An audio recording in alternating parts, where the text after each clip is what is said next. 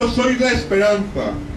La esperanza de España se está abriendo paso hoy aquí en Valencia y será imparable, como espero a todos, el 14 de febrero a las 12 horas en la Plaza de Colón. No podéis faltar, os lo ruego. Os necesito a todos y cada uno. Aquí no se reparten cargos. Aquí no se comprometen subvenciones. Aquí no se han puesto autobuses gratis. Aquí ha venido cada uno porque le ha dado la gana, con toda su dignidad. Somos la plataforma de las clases medias. Somos vosotros. Es la sociedad civil española la que se alza para poner coto a este suicidio colectivo. Y el tiempo apremia, el tiempo apremia.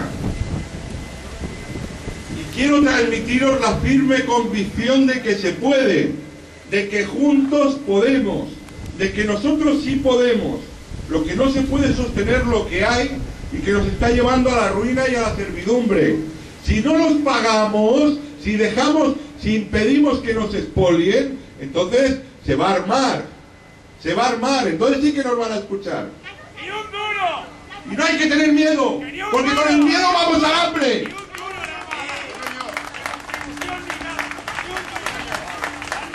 Están